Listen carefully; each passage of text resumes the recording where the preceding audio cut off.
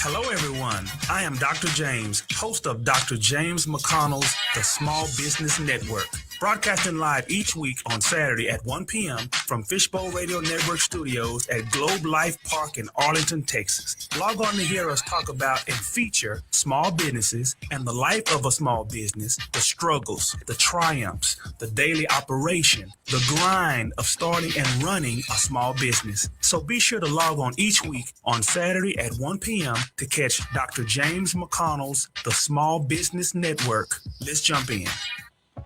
All right, guys, we're getting ready to get this thing started. Playing this music. Trying to make it happen, Captain.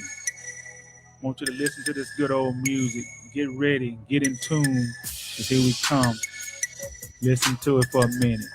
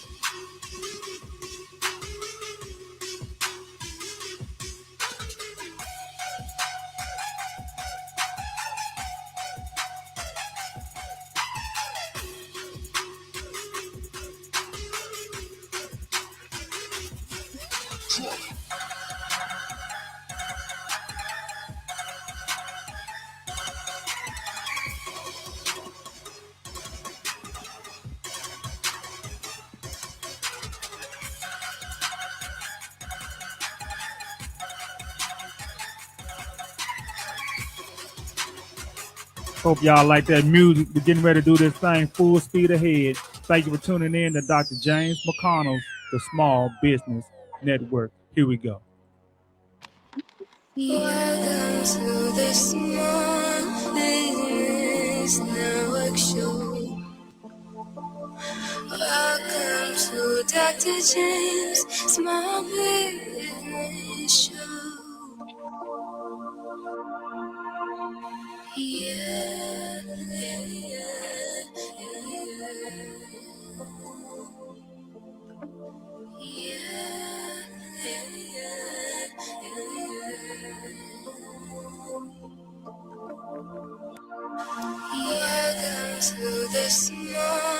Business Network Show. Welcome to Dr. James Small Business Show. Yeah, yeah, yeah,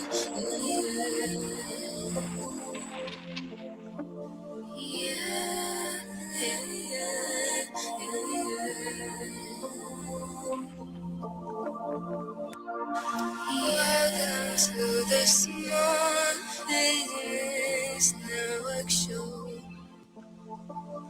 Welcome to Dr. James Small Business Show. Yeah, yeah, yeah. How sweet it is. We have made it. DFW High Rise, the Metroplex. We're here in Dallas. We got our entrepreneurial Tory Talks expert, Miss Tori, in the house. How you doing, Miss Tori? I'm good. How are you today, Kamish? Doing pretty good, pretty good. We got Sean White will be coming on momentarily, so he'll be on as soon as we can.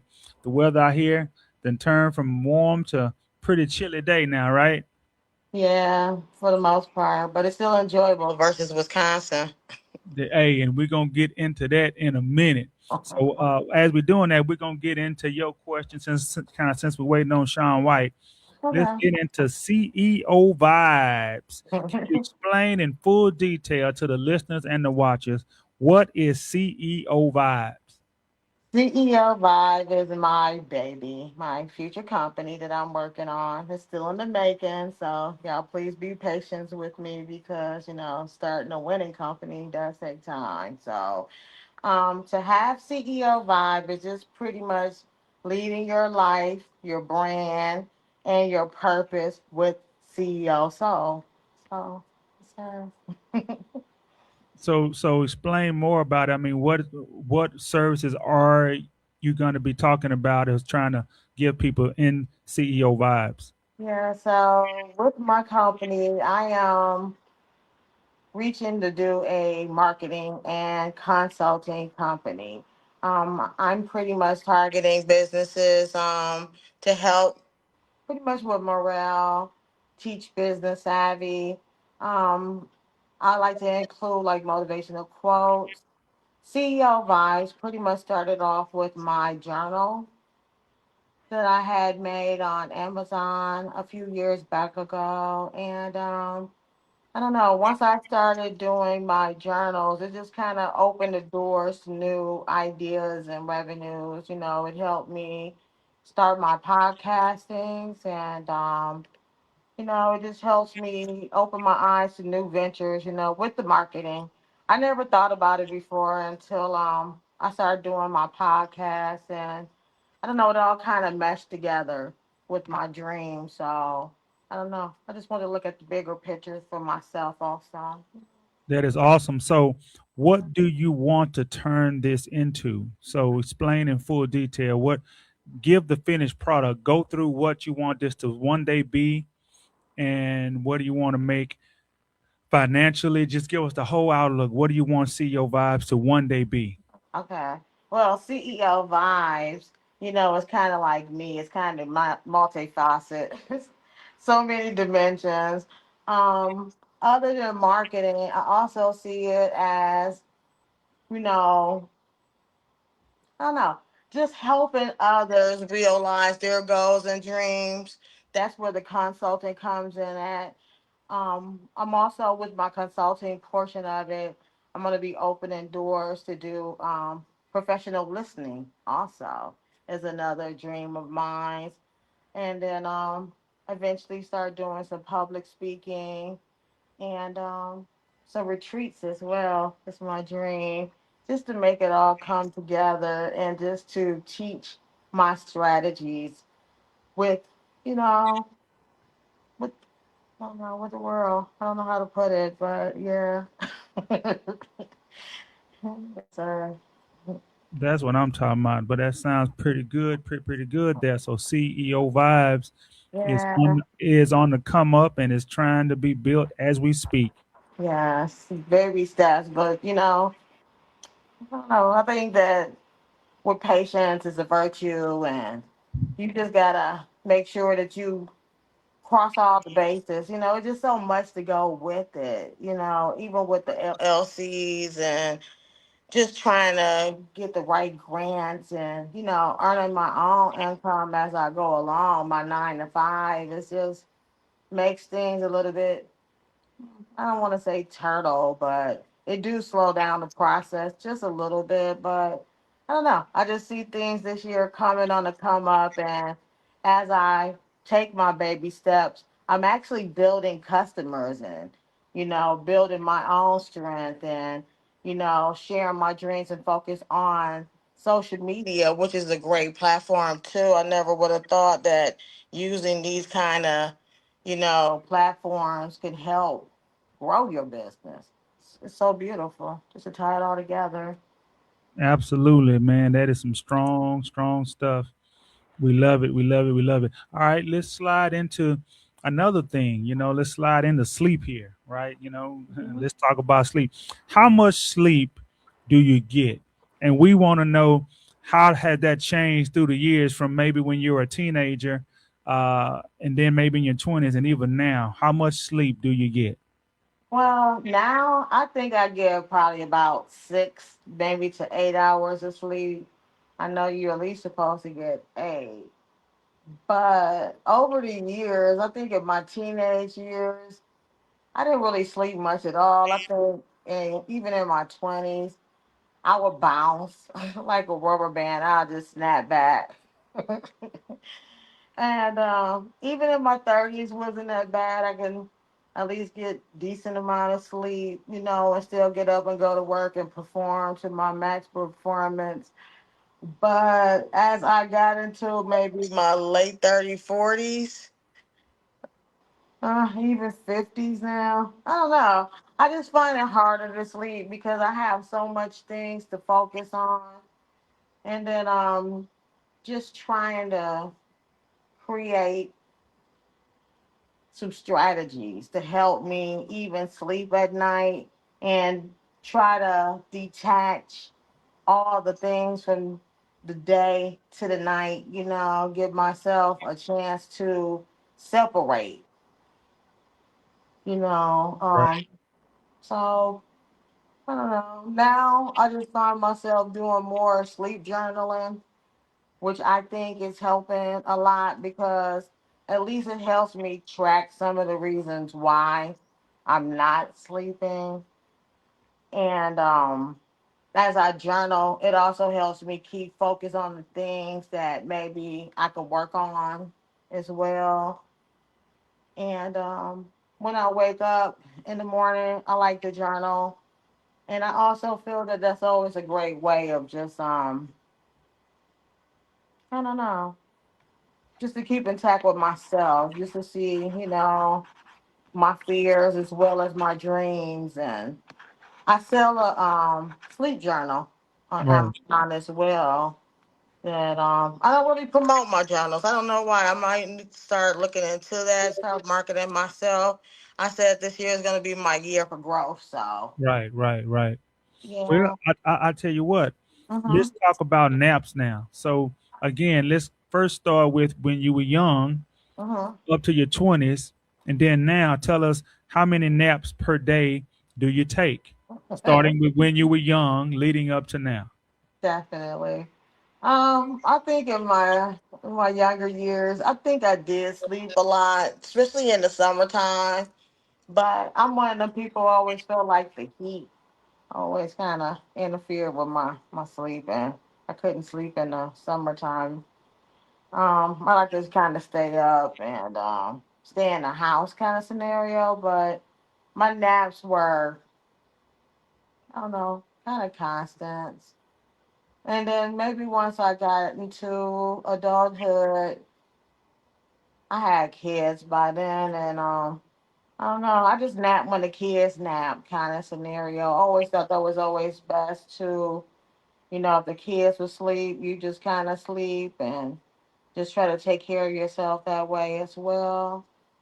And as I got a little bit older, I found myself working multiple jobs. So napping wasn't even an option.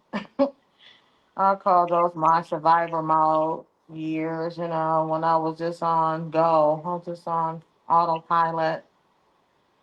But now that I'm getting older and I feel that I'm connecting more dots with my life and just learning who I am and the goals that I have in mind, I find that I do have more time to take more naps in my day.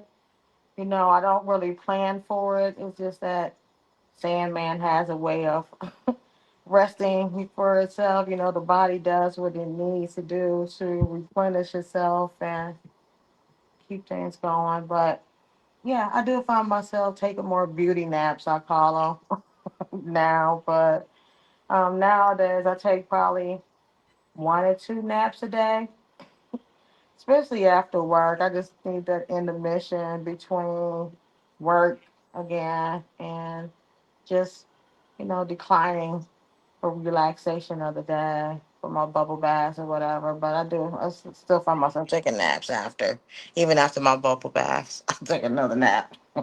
Must be nice to be able to take naps during the day. Must be nice. Sometimes, sometimes I don't choose to, but I don't know. The body chooses what it chooses to do. I got you. I got you. Well, just to let all the listeners and the viewers know, this show is number 212 show here of this particular show. Dr. James McConnell, the Small Business Network, the Saturday show is we're on episode or show number 212. This show is sponsored by SuperHuman Cognitech, which obviously founder CEO is me, Commissioner Dr. James McConnell. And again, we're here with Ms. Tori Mason and co-host Sean White, which he will be on momentarily. Uh, so that's what I'm talking about. So I like to go back a little bit into me a little bit. So as far as what I like to do as far as sleep is concerned. So how much sleep do I get? I Yes. like to say I probably average between 6.5 to maybe 7 hours of sleep. That's an average, but I'll say some days, maybe twice a week I get about 5 hours. Some days I may get 7.5, but on the average I may get 6 to 6.5. So I say 6.5 sleep. Naps, even though naps can be good for you, I don't really do that unless if I end up having a headache, which is extremely rare. Um, can I, maybe one of those days that I've slept for 3 hours, I may mess around and take a 30-minute nap, but I'm moving so much to where I don't really have the time to really take a nap. So it doesn't dawn on me really, but naps can be good for you though. So I've heard some people have some of those geniuses. I know there was one of them for sure. Um, have actually would take a couple of naps per day. So naps isn't bad for you. It just depends on um, it depends on what you're trying to get done, right? So if you had a time, like I think Einstein was one of those people that he would take naps, but he had time because he was basically doing one thing all day long. So he would pretty much have time kind of between stuff to do that. He wasn't really building a business. He was working for someone, right? He was working for someone. So he was able to kind of fit in that stuff. But again, he did it and he was able to still do what he got to do as far as genius wise. So it all depends on how your day looks. On the other hand, you bring in someone like a Elon Musk or Steve Jobs, they don't do none of that because they don't have time for it, right? So they full speed, like he do Tesla and SpaceX and Mhm. Neuralinks, all these things that require really doesn't require his time because he already got people in place, but he still goes to those places all day, all night. And then a lot of times he sleeps on the floor of the plant. That's what he does. He'll go to one of those places that they're doing work. He don't even go home sometimes. He'll bring a mattress, bring some covers, a pillow, and he'll sleep on the floor. Yeah, that's So bananas. that's what but that's what it takes to change Yes. the world normally. But again, I just told you Einstein, he did take naps and he changed the world too. Mhm. So there's no good and bad about that. It just depends on kind of what you're doing. If you're doing one thing or a couple of things, naps is fine. If you're doing multiple things that require a lot of time, naps won't happen. So there's no good and bad about it. Yeah, it just, a person lifestyle kind of dictates how that works. So before we get ready to get on this next question, we're going to take uh, our first quick commercial break, and we'll be back right after this.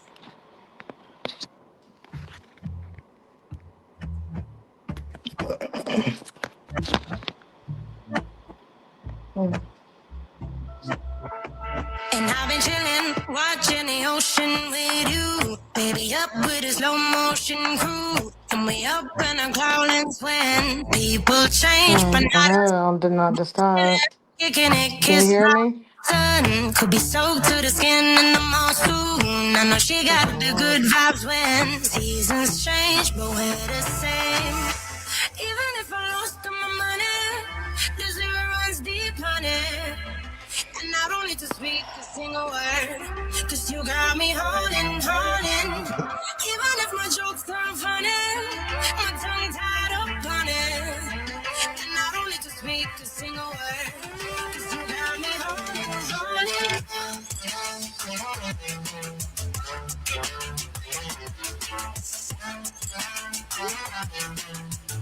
Cause you got me holding.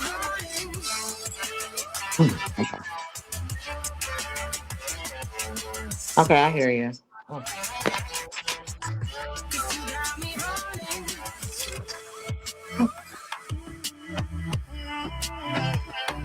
And I'll be running, cause that's why I'm low voodoo. Fired up like a wolf on the full moon. And we're stuck in a la land. The tides will turn without us.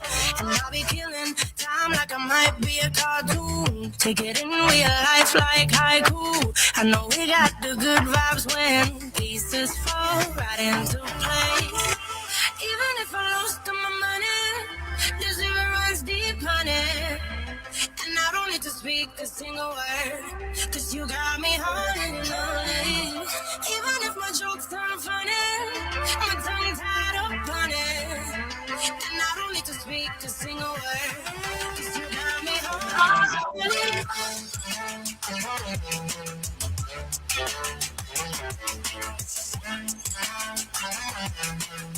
Cause you got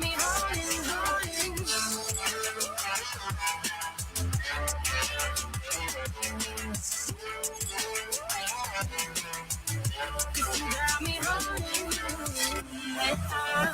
Play me like a bass guitar, simmer down and mess me up, tripping like I'm Jimmy at Woodstock. Jumping round in your X4, shivers down my spinal cord. Oh, 'cause you got me holding. Even if I lost all my money, the zero runs deep, honey. And I don't need to speak a single word, 'cause you got me holding. Get in real life like haiku. I know we got the good vibes when pieces fall right into place. Even if I lost all my money, the zero runs deep, honey. And I don't need to speak a single word, 'cause you got me holding. Even if my jokes aren't funny, my tongue tied up on it. And I don't need to speak a single word, 'cause you got me holding.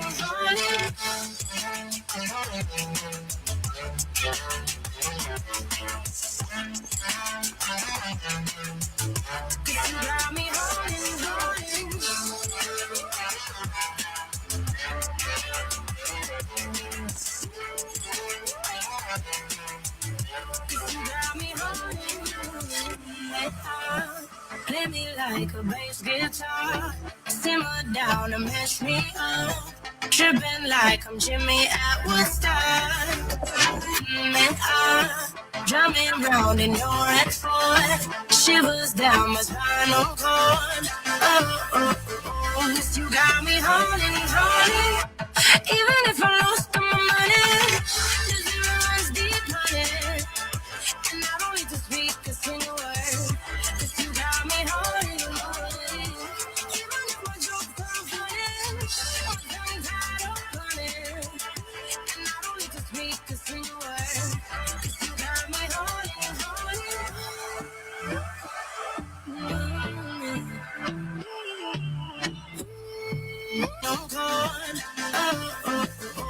You got me holding.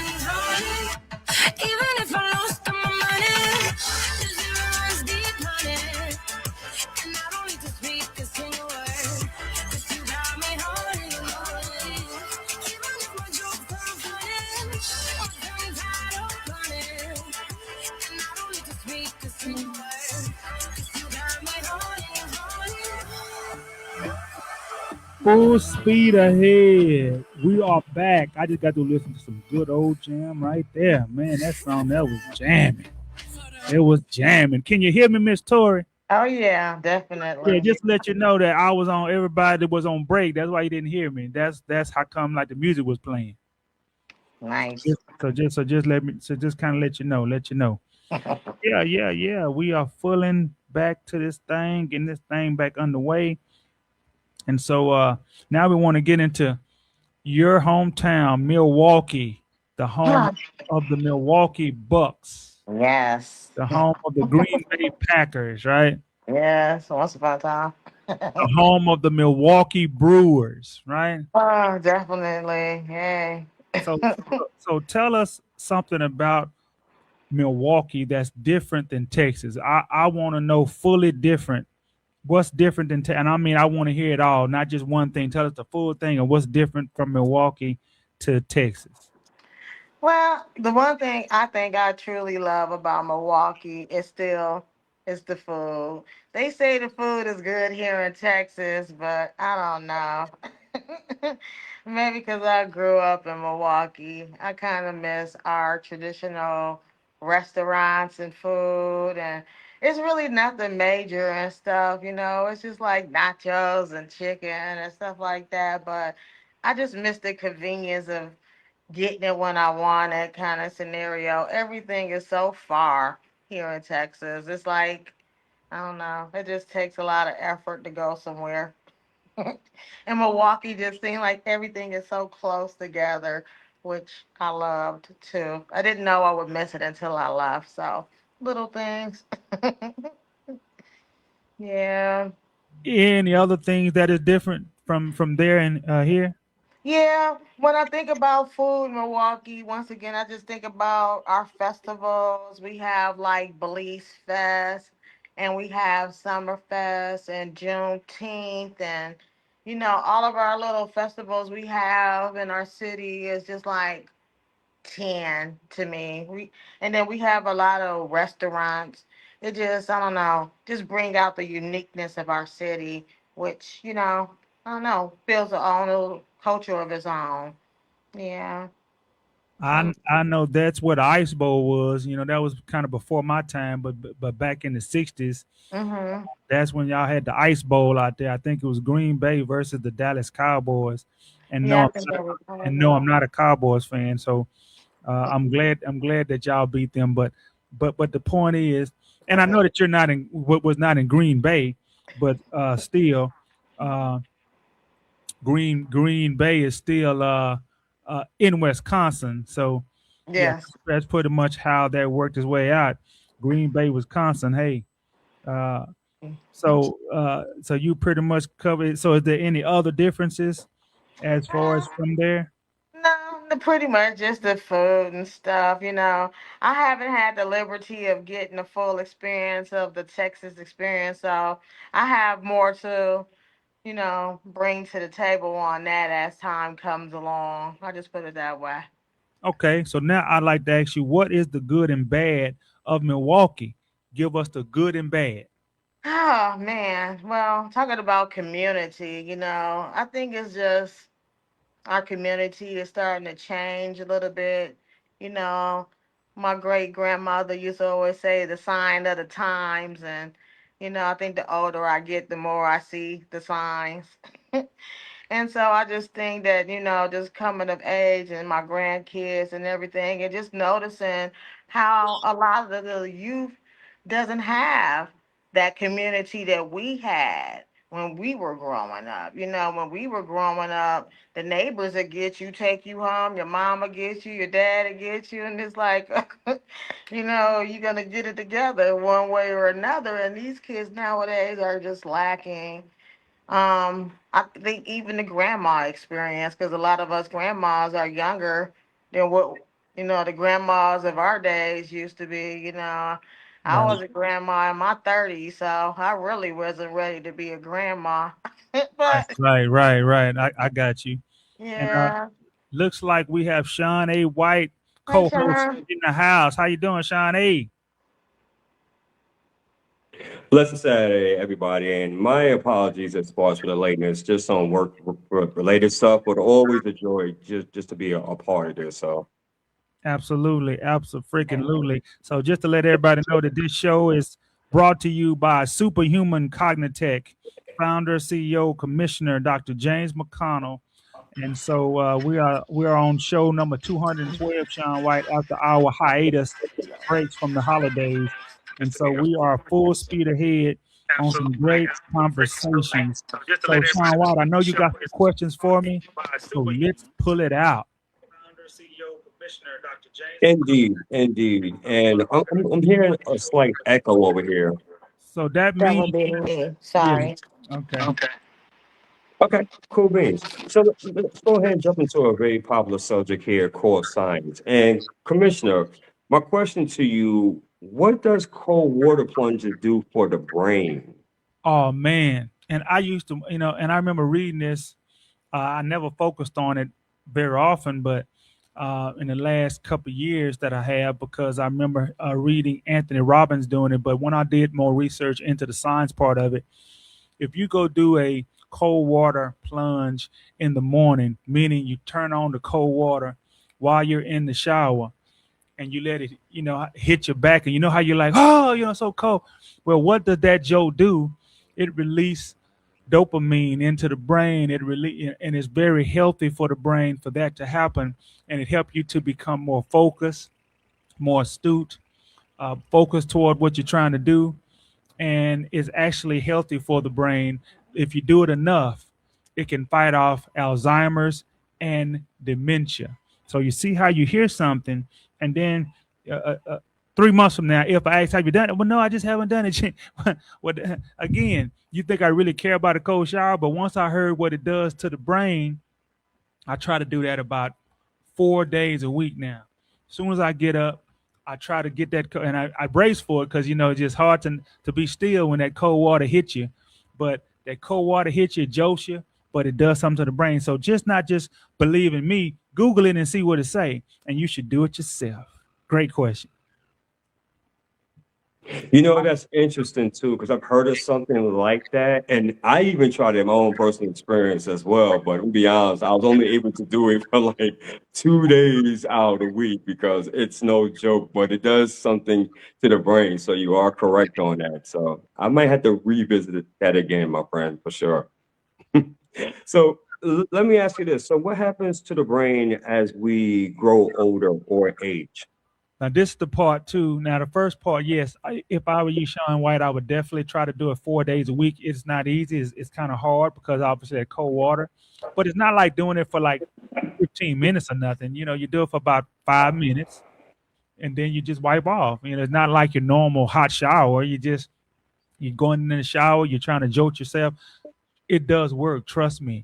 It just doesn't. You can't do it one time and say, "Oh, I see how it works." It don't work like that. You have to do it for probably like a few months, and then you'll start seeing more clarity in your mind. You'll see more things, and like I say, the longevity of it. Nobody knows you're going to have Alzheimer's or dementia in the future. Nobody knows that. So if you wait until you start getting it, it's too late. So what I'm saying, if you know that you don't want to forget stuff all the time and have severe memory loss, do these things that I just told you that I found out works toward that. And that way, later on in life, you won't go through that, and you wouldn't have never known you stopped it because you did what I just said. So it ain't just me saying it; it's people that do it, right? So just kind of remember that. But what happens to the brain as we grow older? So I want to explain to you facts of science first. So as a baby, you have billions and billions of neurons in your brain, much more than really what you need. Okay. Once you start growing up, you go through experiences, right? Then what happens is the part of your brain that you don't use, it gets pruned away. Now let me say it again, and then again, just don't believe me. Anybody listening, go Google it. If you When you get old and you go through experiences, that's why if you go through experience of playing sports your whole life, right? Then any thoughts of business typically may get pruned away, or any thoughts of playing music gets pruned away because you focus on sports. So that happens. It gets pruned away, meaning the neural pathways disappear. That happens through life. That's why you feed your mind so much information, because that's why, just think about it for a minute. That's the reason why if I bring up something or someone brings up something, you don't end up having an interest in it. It's because the brain has pruned that part away, and you have to try to build new neural pathways. It ain't just because, well, I don't really like to do it. Has nothing to do with you. Well, so to speak.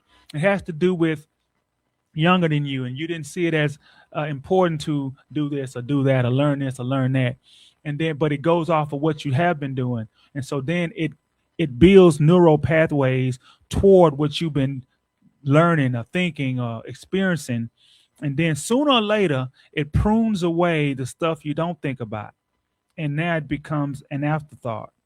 So I'm giving you that. So as you get older, this does happen. So to build new neural pathways, that's why you want to read more, think more. You want to, stack your mind with more information to build more neural pathways. Because what happens is when so much things is pruned away, sometimes IQ goes down. Sometimes those memory loss things happen. All those things happen as we get older.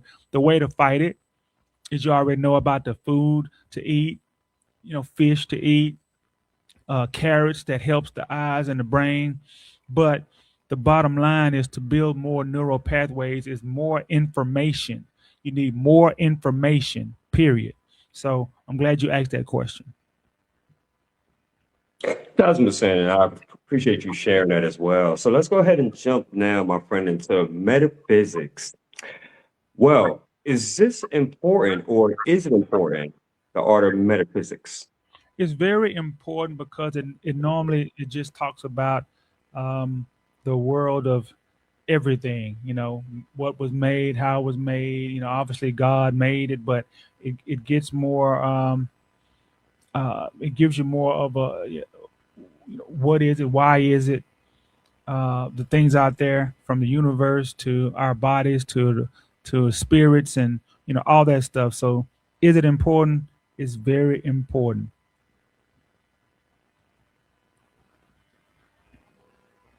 Yeah, definitely 1,000%. I can definitely vouch for that. So, in your expert opinion, what it does for the brain primarily, metaphysics? Oh man. Okay. Okay. So, and I'm looking at my notes a little bit too because I want it to be closer to what Sure, I already know. So, absolutely.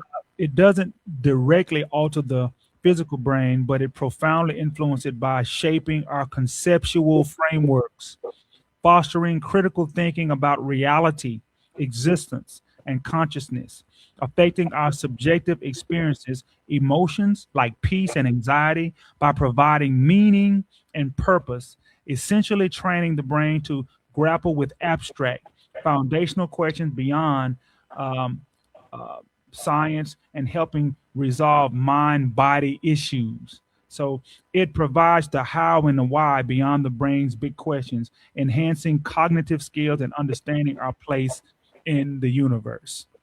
How you like that answer, buddy?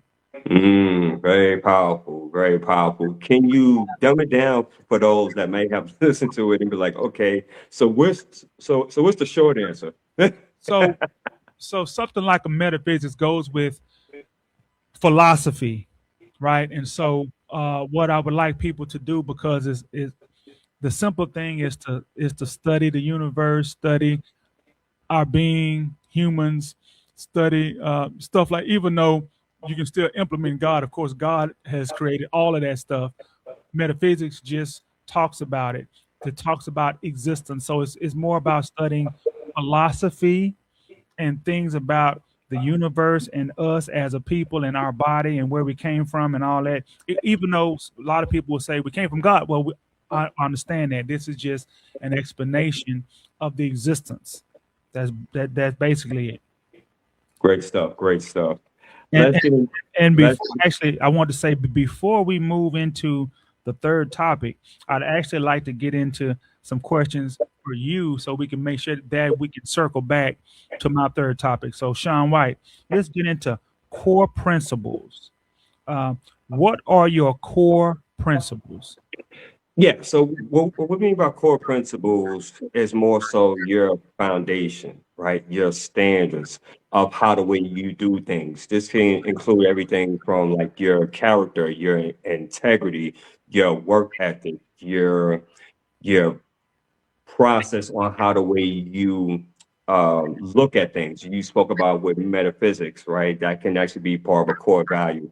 It's really of who you are that when you're not around and people are talking about you, what are they saying about you as far as what are your core principles that people can say, yup, when I think about X, Y, and Z, I'm thinking about Commissioner Dr. James, or X, Y, and Z. Yup, that's definitely Tory Mason, or blah, blah, blah. Yup, that's Sean A. White.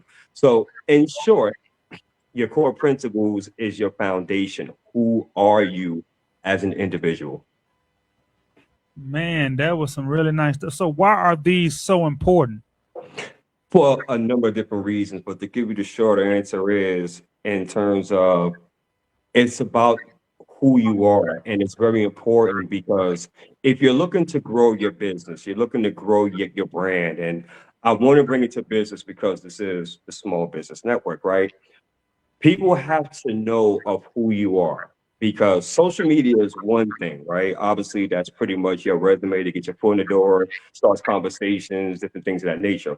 Got it. Perfect, right? But with the core principles is so important because even offline, when people are speaking with you, when people are communicating with you, they have to feel that. They have to get that sense from that energy of this person has integrity, this person has value, this person has knowledge, ability, if that makes sense. People have to feel good that when you're in their presence, they feel that because it's all energy based, right? People have to get that sense of know, like, and trust, not only for social media, but also in person to where they can say, you know what?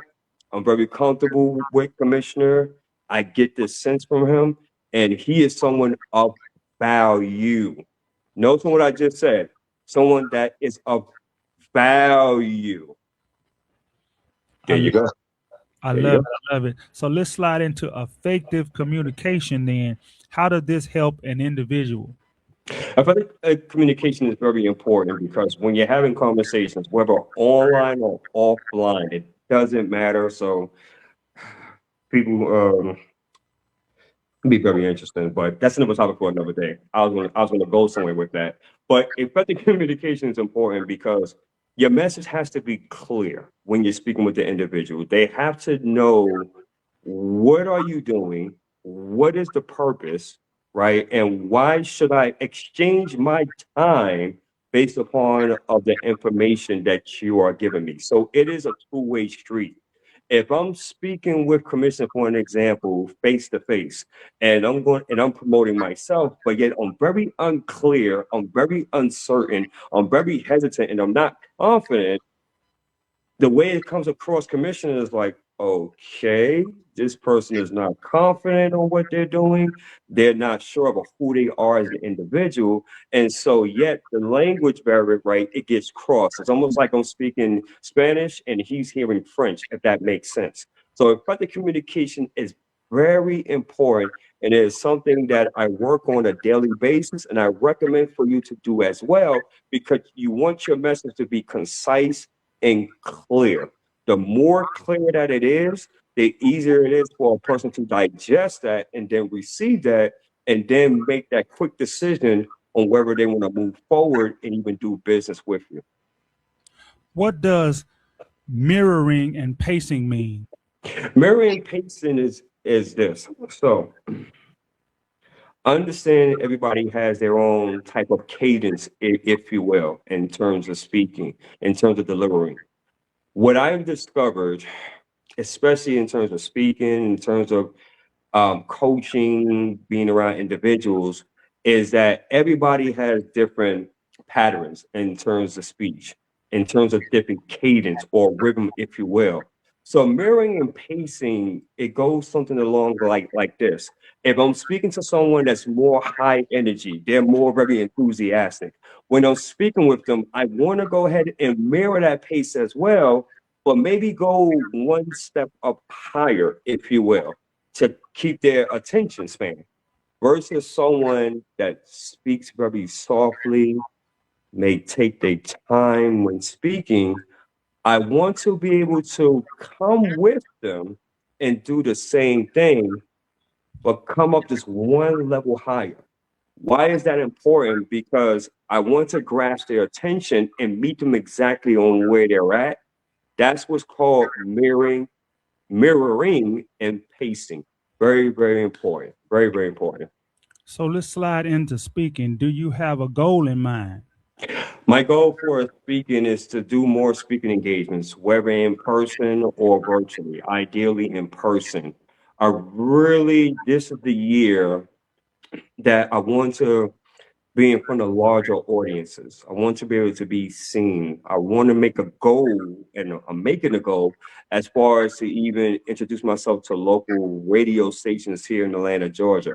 And why that's important, because we're in the business of entertainment, and because of what we have to offer is so beautiful.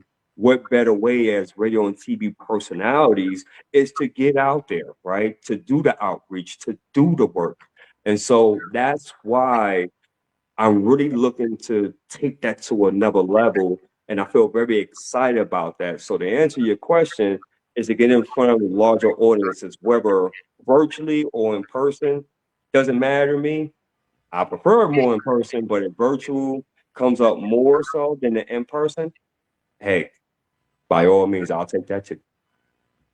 That's what I'm talking about. Man, where did you learn this stuff kind of before I move on?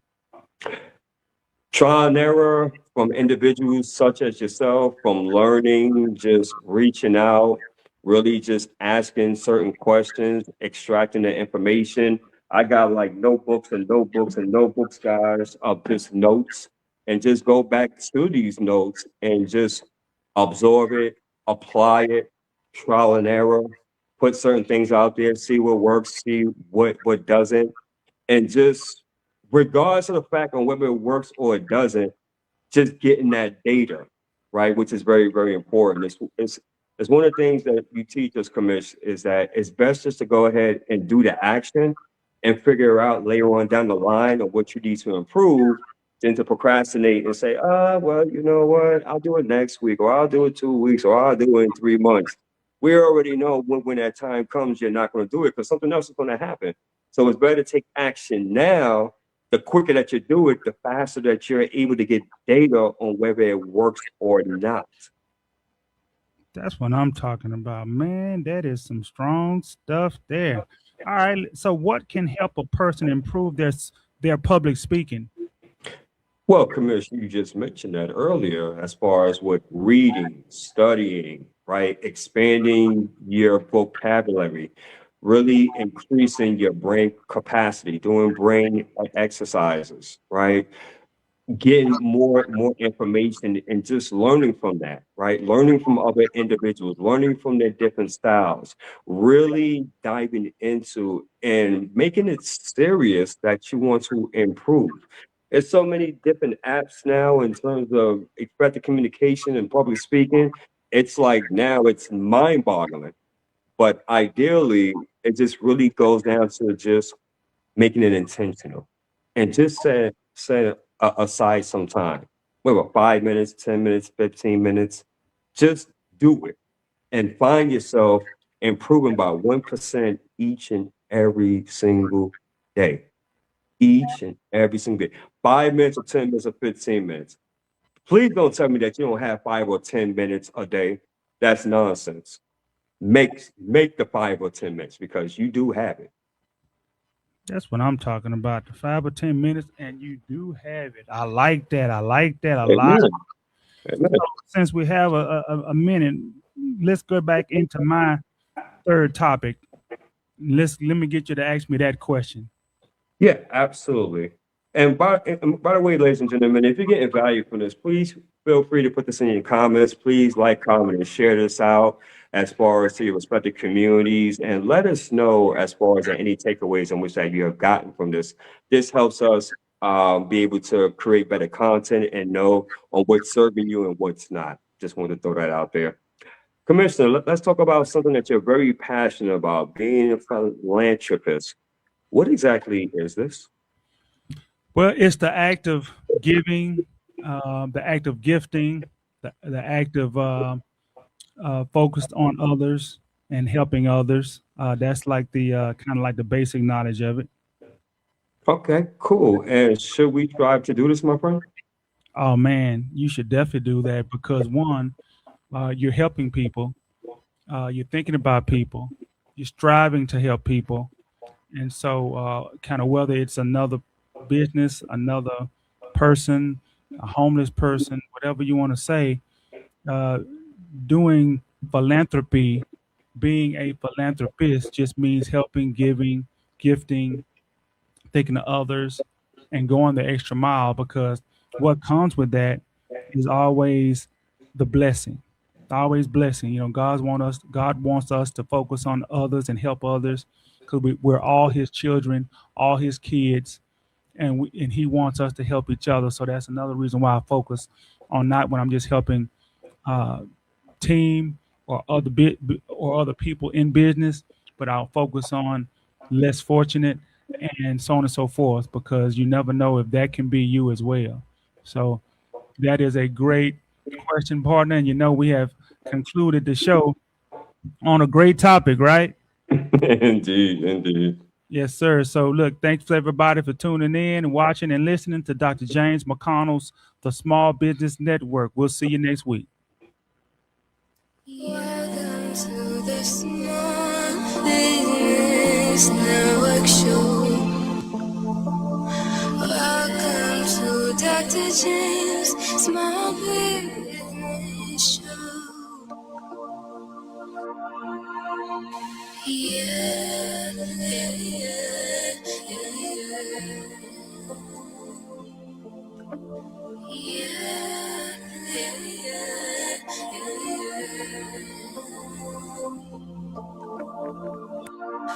welcome to the Small Business Network Show. Welcome to Dr. James Small Business Show. Yeah, yeah, yeah, yeah, yeah,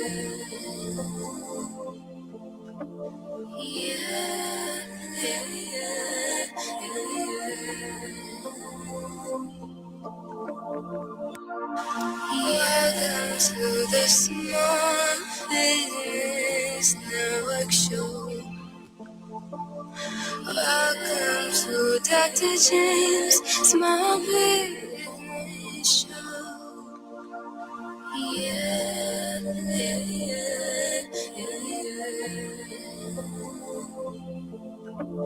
yeah.